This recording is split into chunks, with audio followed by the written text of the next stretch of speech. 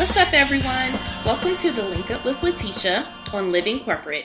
This podcast is for young professionals that need some real deal advice, tips, and resources to navigate corporate America and dominate their career. If you're looking to upgrade your brand, get the knowledge you need to level up professionally for your future, you are in the right place. I'm your host, Latesha Byrd, so let's get into today's episode. We are going to be digging into the 5 mistakes in your career that you could be making that you will not want to carry forward with you in 2020.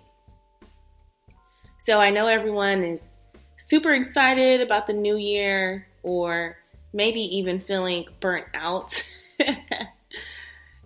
Being at the end of 2019 is just ready for a new, fresh beginning. I know that's how I feel. Things have been really crazy on my end. I've moved recently into a 2-bedroom and moved my office that I had back home. So now I have a home office, and all while moving, I've had about 5 speaking engagements and enrolling new clients, coaching clients in January. So things have been like a whirlwind for me. But I'm very excited and looking forward to all the new clients that I'll be working with, as well as just, turning over a new leaf. We'll be entering a new decade, a new year. It seems that with the recent conversations I've been having with a lot of people is around leveling up for 2020. We talk about this term leveling up, and the question is, what does that really mean, right? Like, what does leveling up mean? What does that look like to you? It's so easy for us to compare ourselves to what other people are doing, in their careers, and say, man, they're doing this and that, and I don't have this yet, or kind of looking at other folks' situations in a sense of, or in a state of maybe a little bit of jealousy, or, wishing that, we were in their shoes. But understand that we are all on this journey together. We're all out here just trying to make it. And with that being said, over the past couple of weeks, I've had some really intense conversations with working professionals that are ready to make some changes, fundamental changes in their career, where they can finally be free and be happy and, just love and enjoy the work that they're doing while being fairly compensated for it. And in the midst of these conversations, I found myself giving a lot of encouragement. And one thing that I've realized, and I think that is the biggest thing that is holding us back from achieving what we want to in our careers, is fear. Literally fear. Fear can be crippling. And so I'm going to go ahead and jump into these 5 mistakes, because I think they're so important for us to make sure we are not carrying forward into 2020. So I'm excited to kind of jump right into these. The first one is feeling stuck. Man, every time I have a conversation with someone about making a change in their career, for some reason they feel stuck, or they're in a career rut. What I mean by that is, maybe that where you are is not where you want to be long term. You've been fed up with your situation. You don't like going into work. You don't have a good relationship with your boss, with your coworkers. You don't even enjoy the work that you do. And the only thing that's keeping you there is the paycheck, because you have bills to pay, you have mouths to feed, and, student loans. Like, Sally Mae does not care about your situation. So a lot of us feel stuck. But understand that being stuck is a choice. You know what I'm saying? Being stuck is a choice. You choose if you want to sit there. It's like running in a race. Okay? Like, you're running in a race and you get tired. Okay? Like, you stop running. That is a choice, guys. We are never stuck in our careers. Ever, ever, ever. And I wish that word didn't even exist. That's how much I hate that word. You're not stuck. You're letting fear cripple your beliefs on the many options that are available to you. You're not stuck. You're letting fear cripple the belief that you have many options available to you. And sometimes that fear can make us feel like we don't have anything else better we could be doing with our time, with our lives. We just have to suck it up and do this job. It is not the 1960s and 70s, okay? I remember my grandma, my granddad used to tell me, baby, you just stay in that job and keep your head down and you go to work every day. You don't fuss and complain and you take that check home and you take care of your bills and you do what you got to do. Like, it is about to be 2020. Okay, I'm not saying that you just need to jump ship. The first step is committing to not staying stuck and checking feelings versus facts. If you have great experience, if you're talented, if you have a great skill set, you are never stuck in your career. You just have to really sit down, focus, and hone in on what are the different options that are available. Okay, I know I don't like what I'm doing now. What would I like to do next? The other thing too is that if you don't know what it is that you don't want to do, that is actually getting you closer to figuring out what it is that you do want to do. With that being said, when I'm working with my clients through helping them identify career paths, we literally start with, what is it that you don't want? What is it that you don't want? And sometimes you learn these things through experience. I often speak on how job search, career development, all of that is so similar to dating. So I may use some comparisons in this podcast episode tonight. Let's say we'll say we don't date certain signs, right? Like I know I do not want to date a Gemini because I have dated a Gemini before and I just thought he was crazy. Like, what side of the bed is he waking up today on? I don't know, child. So, with that being said, I don't want to date Gemini men. But seriously, when it comes to your career, think about the things that you don't want. And that typically comes from the experiences of what you went through. Maybe it was a boss that was checking in all the time, a micromanager. Maybe you were in a client-facing role and you realize, like, I don't want to work with people every single day. Those are things that you can decide that you don't want, and that is perfectly okay. Because what happens is you'll start to narrow down your options and make them more specific. So one, you're not stuck. All right. Number two, not networking. I want you to go into 2020 with a plan, a networking plan. If you can, over the holiday break, make a list of the people that you have not talked to in a while. Make a list of people that you would like to get to know a little bit better in your industry or even outside of your industry. When we think about networking, here's the thing. Sometimes it feels forced. It doesn't feel genuine. It feels like you're using people. But networking is a way to strategically advance your career by making sure you're in the right spaces, making sure you're in the right conversations to grow you, to stretch you, to allow you to learn from others and to learn new things. Networking doesn't stop when you get a job. I see it a lot where, we maybe networked a lot, until we got into our new job. And then after that, we just stopped. We stopped checking in with our contacts. We stopped going to networking events. And now maybe 2 years, 3 years in, you look around and then, now you're thinking, I want to look at a new job. I want to see what other opportunities are out there for me. Time to start networking again.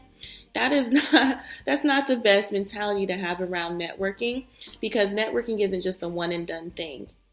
Networking isn't just going to one event and sending an email saying, hey, nice to meet you, and that's it, right? So networking is actually building genuine relationships, building mutually beneficial relationships. If there are people that you admire in your industry that you know personally, start reaching out to them. This is a great time around the holidays to just check in and say, hey, hope all is well. You crossed my mind. Happy holidays. Let's connect in the new year. Continue to network. And that is something that you don't want to stop doing. Also finding organizations that you can be involved in, professional associations. Maybe you like to volunteer. Just continue to find ways to network, because if you are only seeing and talking to the people that you work with every single day, you're not really learning what else is, unless you do a lot of research or something like that. You're not really in a space to learn and know what's going on in your industry. So, not networking is number 2. Number 3 is not negotiating. Not negotiating. I want y'all to know everything is negotiable in 2020. So we are going for these bonuses, these raises. We are going for these promotions. If you're getting a new job, you have to negotiate. And it's as simple as asking the question, is there room for more in this budget? Do you have more flexibility? I have a salary negotiation course on my website, LateshaByrd.com/shop.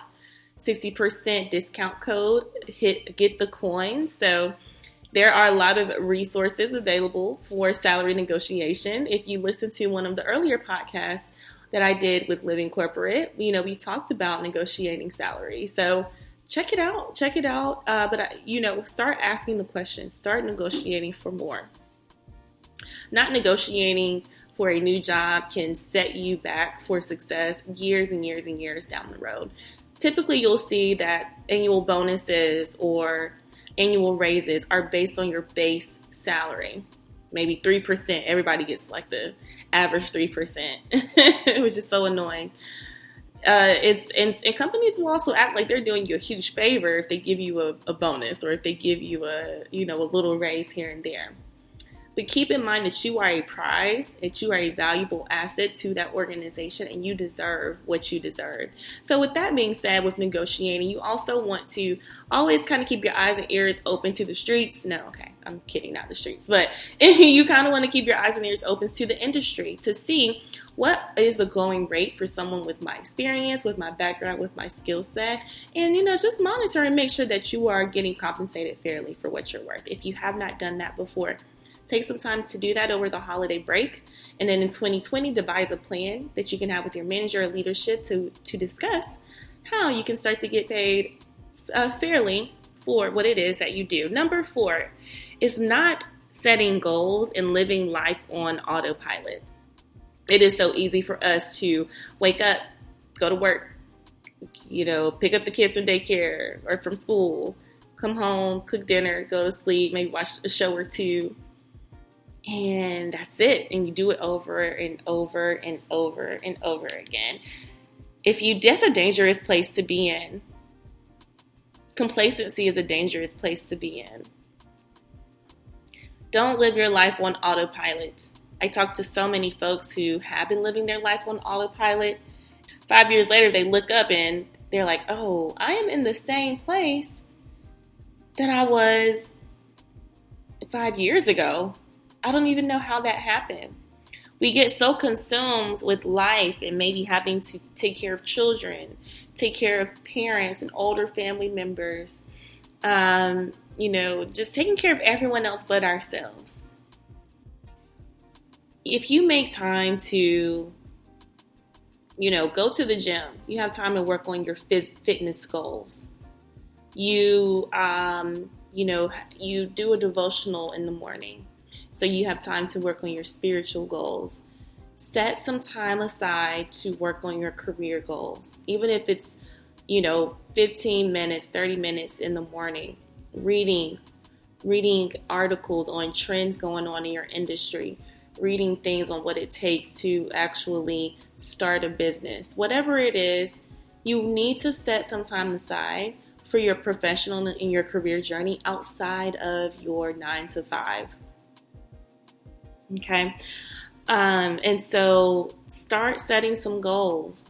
It doesn't have to be, I'm going to make, $200,000 in my business, or I'm going to launch my business and do a 20K, launch. It doesn't have to be that deep, but even if it's small goals, so like, for example, maybe it is a goal to get your first client in the first month of the year, or get your first 3 clients in Q1. It could be something as simple as that, but start setting some goals, hold yourself accountable, Think about getting a career coach and invest in yourself. You invest in everyone else, you invest in those around you, but who is actually taking the time to invest in you? So, number 5, leaving it up to your employer to tell you what your goals are, to tell you what your value is, and to manage your career for you. That is not how it works. Companies will make you think that's how it's supposed to work, but I'm here to tell you that is not how it should be at all. You will want to continue to, or start to if you haven't, keep track of your own performance metrics. If you don't know what those performance metrics are, maybe your company doesn't track them on your own. When I was in recruiting, no one came, after me and said, well, how many candidates did you bring in for this interview? How many took the job offer? How many, phone screenings did you have? How many offers were accepted? I mean, no one really asked me that. It was just like we had our goal. We had our hiring goals, met the goals. Cool. That was it. But at the end of the day, I still kept my own goals. So I can tell you right now how many people I hired, what positions I hired them for, how many interviews, what the offer acceptance rate was. Now, that was probably one thing that we did really track well, was the offer acceptance rate. But outside of that, that was pretty much it. And so I tracked all of those on my own. Start tracking your goals on your own. If you're not having regular meetings with your boss or the folks that are in charge of your growth and development at the company, start setting up those meetings with them. Set up meetings with those decision makers. Make sure the right people at your job know your work and you're getting feedback regularly. So I hope that you guys found this helpful. Other thing I'll say with that last thing is maybe there are some trainings and skills that you want to brush up on. Present that to your company. Ask them for a professional development budget. Start asking them for what you need to grow in your career and think beyond your current situation. If you don't know what it takes to move up in the company, start asking those questions and figure out what it does take. I talk about this, if you listen to the former episode that when I went through performance evaluations, and I said, you should not get there and there should not be any surprises, right? What I mean by that is if there are performance issues, if there's good feedback or bad feedback, you should know this stuff before walking into the performance review. If you're proactively manage your reputation and you're getting that feedback, requesting that feedback regularly, you should not be walking in with any surprises. That also goes both ways. If you're walking into this performance review and telling your boss just now that you want a promotion and they're surprised, that should not happen. Start sharing your goals with the people that need to hear them and help them help you. This is all about proactively managing your career. So that's what I have. Let me run down the list of the 5 things again. Number 1 is feeling stuck. Remember, you are not stuck. You just haven't fully thought about the options that are available to you. Number 2 is not networking. In 2020, we're going to network because networking is an ongoing thing. Again, it's about building, establishing, nurturing, growing those relationships, mutually beneficial relationships. It should not only occur when you're looking for work. Number 3 is not negotiating salary or asking for a bonus or a raise. Ask for what it is that you need every single year. Number 4 is living life on autopilot, not setting goals for yourself, not setting aside time for you to work on your professional and your career goals. And then number 5 is leaving it up to your employer to manage your career for you. So those are the 5 mistakes. I hope that this was helpful. Please start setting your intention for your career and your professional journey and growth about what you want to see in 2020. Journal it, write it down, talk about it with your significant others, with your families, with your best friends. Share those things out loud. Think about it and how you can invest in yourself. What are those courses you've been putting off? Who is in your network that you've been wanting to reach out to, but you're a little scared to do it? Work with a career coach, guys. I'm enrolling new clients starting in January. Just a couple slots left. And again, just take the time for you. That is so important in this professional journey, in this career of ours, in this walk of life. So I wish you all a wonderful, wonderful holidays, and I will be talking to you all pretty soon. Thanks. Bye-bye.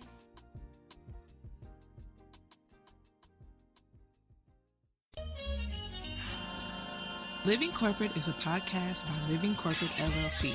Our logo was designed by David Dawkins. Our theme music was produced by Ken Brown. Additional music production by Antoine Franklin from Musical Elevation. Post-production is handled by Jeremy Jackson. Got a topic suggestion? Email us at livingcorporatepodcast@gmail.com. You can find us online on Twitter, Facebook, Instagram, and living-corporate.com. Thanks for listening. Stay tuned.